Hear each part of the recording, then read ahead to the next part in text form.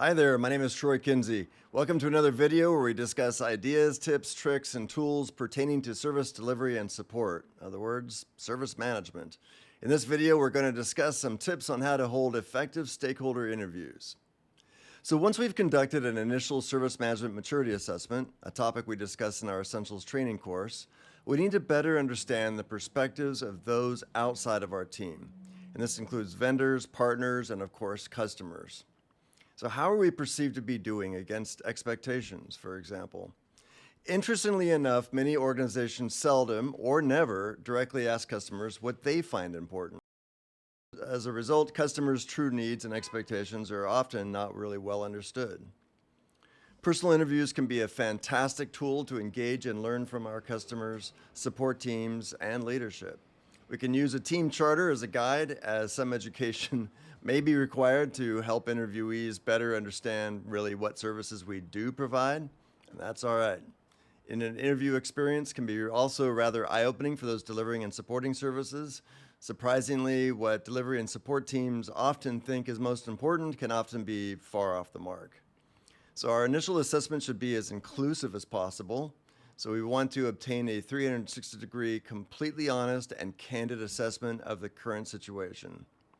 So we want to include those who, for example, consume our services, customers, deliver and help support our services, indirectly support our customers by delivering to and supporting those who directly support and deliver our services. The best place to start is with those receiving our services, of course, our customer. So how is our relationship with our customer? Have we established clear communication channels that enable both customers and service owners to interact effectively? Do we meet on a regular basis with customer representatives, and are these roles clearly defined? Do we have an established process for obtaining and providing direct feedback on current and future services? We discuss how to nurture these important relationships further as part of customer relationship management in another video, so check that out. In this video, we're going to focus on validating our initial maturity assessment through structured interviews. So when launching a service management improvement initiative, once we have completed an internal assessment, we need to validate whether or not our observations and assumptions are in fact accurate. By the way, if you haven't seen it yet, we have developed a series on how to launch a successful service management improvement initiative, and I'll include a link in the description below. How to prepare for a successful interview. So, opportunity for communications and engagement. Let's start by announcing that we are seeking feedback from various customers and other stakeholders to better understand their needs in order to improve our services, how we deliver and support those services. For example, we could email a simple memo like this. To all departments, we are committed to meeting and exceeding the expectations of our customers and our stakeholders. To achieve this, we are planning to conduct in-person 1-hour interviews with a wide range of our customers and stakeholders in order to gain a deeper understanding of your needs and priorities. Your candid feedback is essential to us as it will help us assess our current structure and services and identify areas for improvement. We highly value your input and look forward to hearing from you. Thank you for your continued partnership as we work to improve our organization. Identify interview participants. So we should capture a healthy cross-sectional representation of opinions and perspectives, and not just from one type of stakeholder.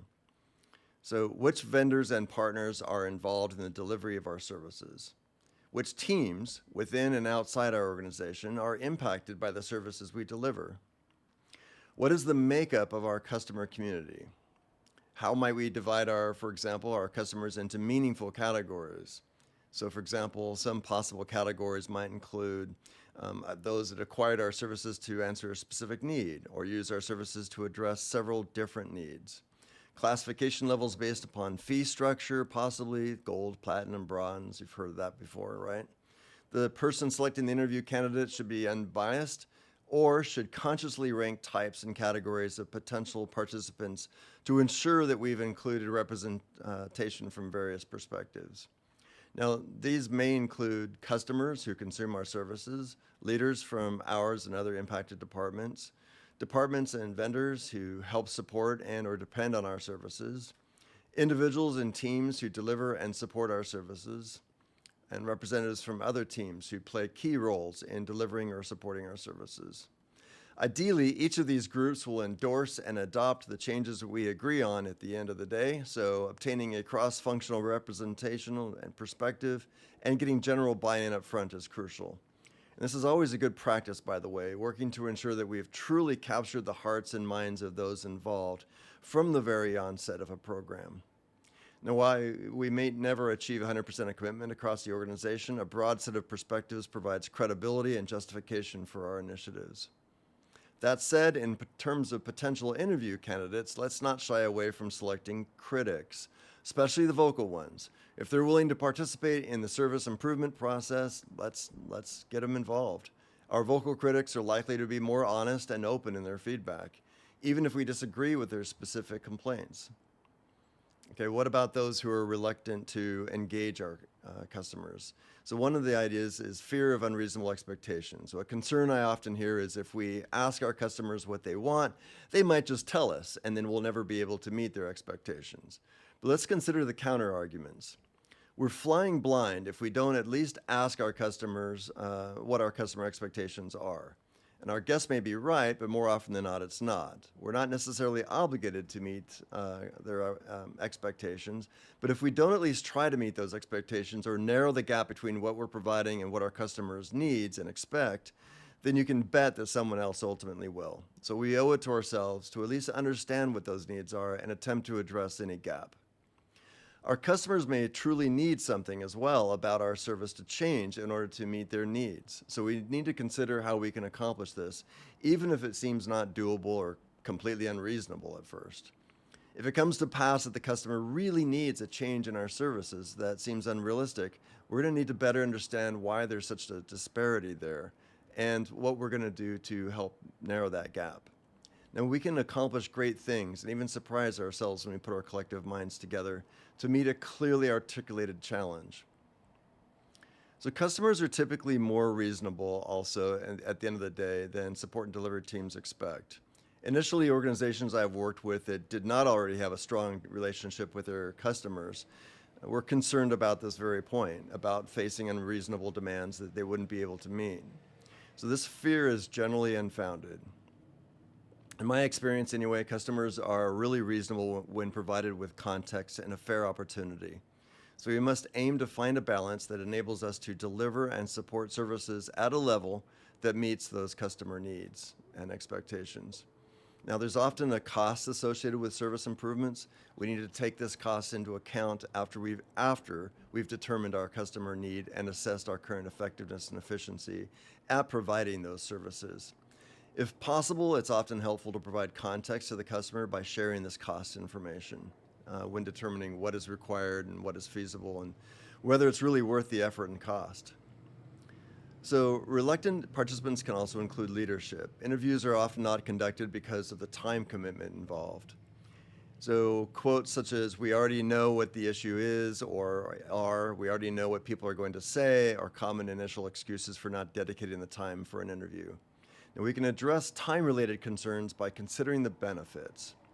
People are generally reluctant to share opinions, especially negative ones, unless prompted or personally impacted to such a degree that they feel compelled to speak out. Setting clear expectations regarding how the interview is going to be structured and what the information will be used for can really help alleviate these concerns. Individual interviews can, if conducted properly, bring to light valuable opinions and perspectives that we might not otherwise ever hear.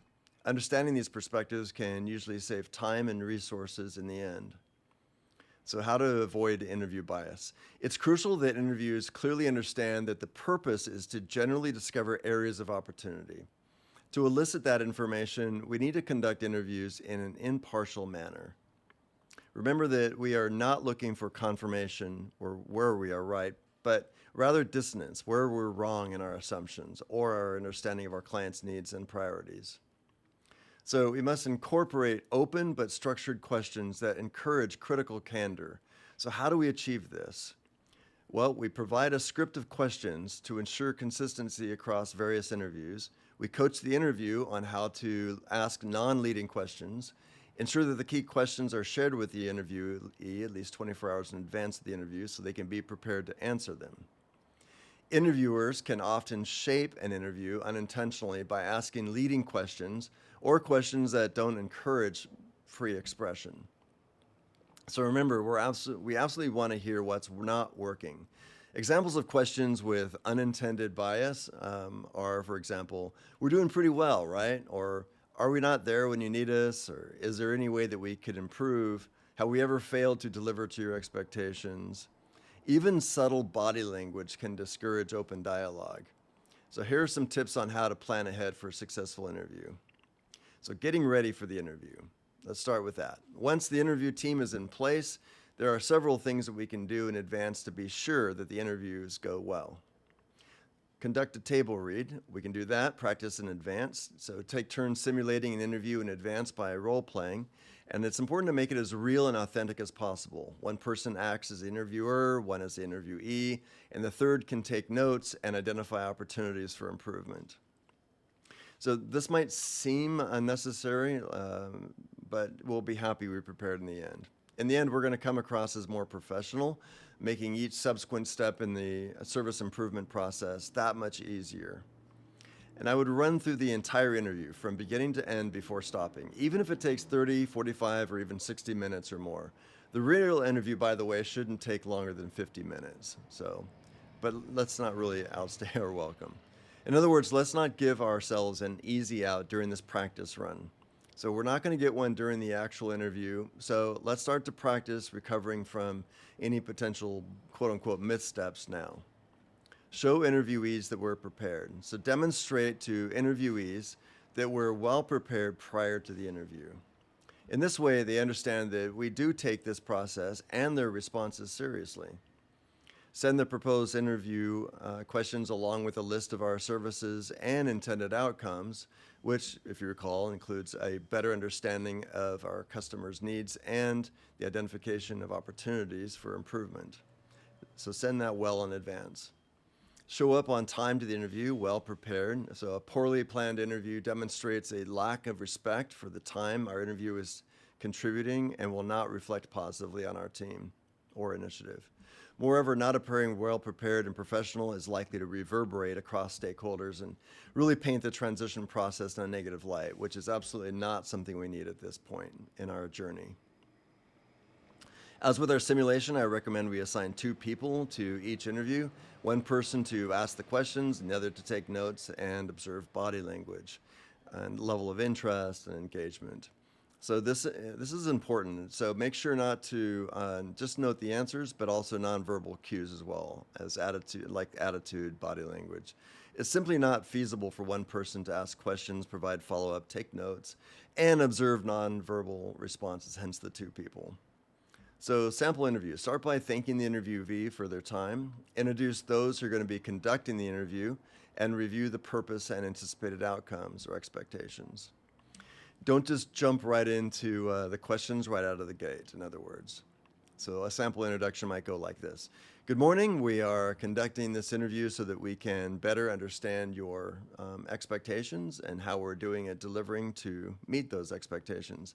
Please be as candid as possible. If you can provide examples, that would be extremely helpful.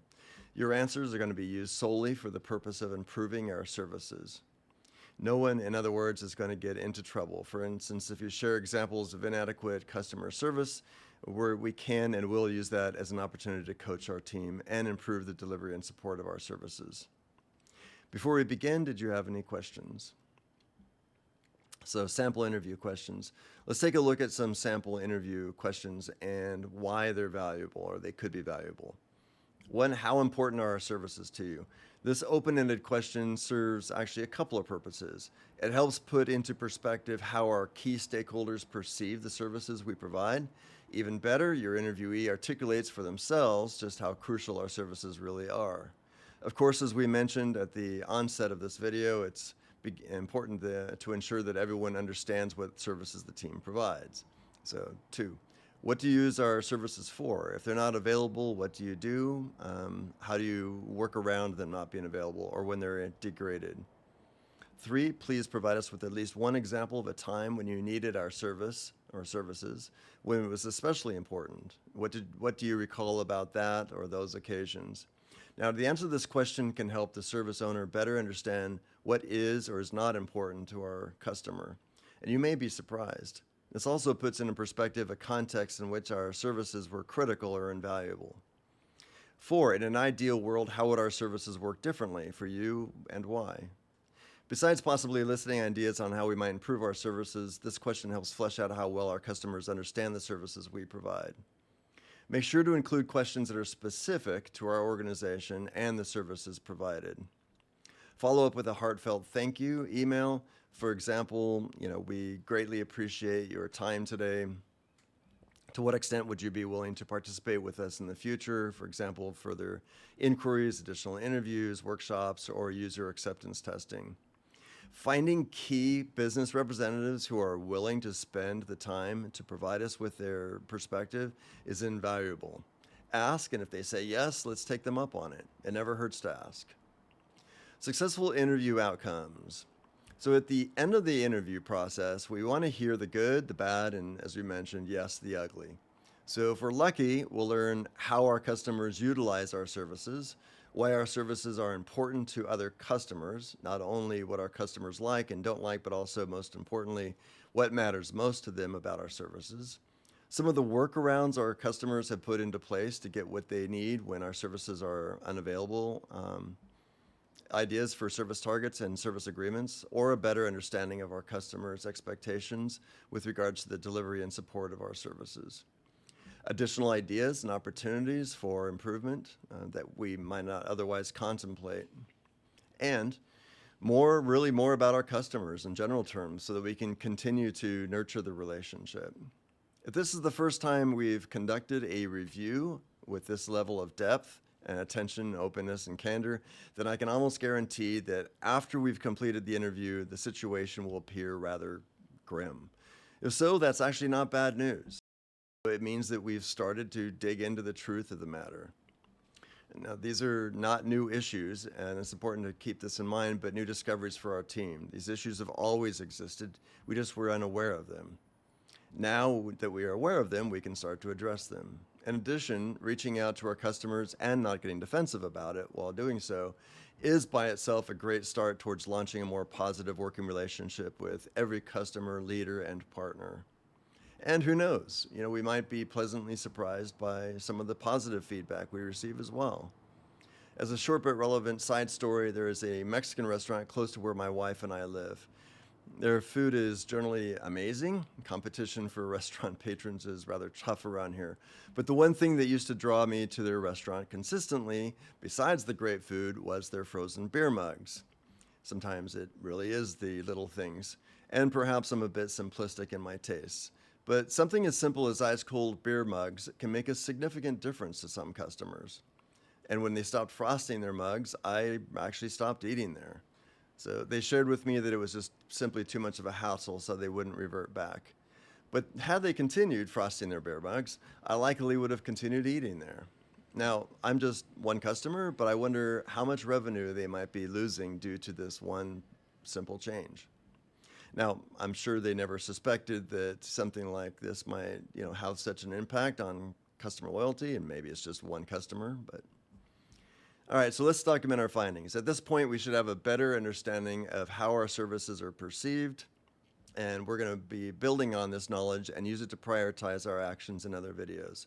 It's absolutely crucial to obtain the perspectives of various customers and stakeholders and incorporate this information into our maturity scorecard. And we use this information to create a maturity roadmap. Now, if these concepts, maturity scorecard and maturity roadmap, are unfamiliar to you, then you've likely haven't seen our training series, Service Management Essentials. I'll include a link below. Put a lot of time and effort in that. I'd love you to be able to read it. So our assessment should include impression, how reliable and usable are our services generally perceived to be, areas that need to be improved, so where are we not meeting customer expectations, the baseline expected of service delivery and support needs, so MVP, what are the basic expectations that customers have for our services, the various areas of potential impact that our services have on our customers, And this should be as specific as possible, such as health, financial, convenience, revenue. And gaps and workarounds. What steps do customers take when our services are degraded or not available? So keep in mind that even with the best planning and intentions, conducting individual surveys seldom provides an adequate sampling of our customers, unless we only have a service that really satisfies a small set of customers. There are other tools that we can use to elicit feedback, in other words. So for example, we can distribute surveys to a wider audience and or host cross-functional workshops, both topics that we'll be discussing in other videos. So this concludes this particular video. We hope you found it helpful. As always, thank you for your continued support as we work to build the channel. And we also just created another related video on how to hold effective workshops. If you haven't seen that yet, please check that as well. I'll include a link in the description below. In the end, it's important to elicit customer feedback, and however we decide to do it. Thank you again for your time. Have a fantastic day, and we'll see you in the next video.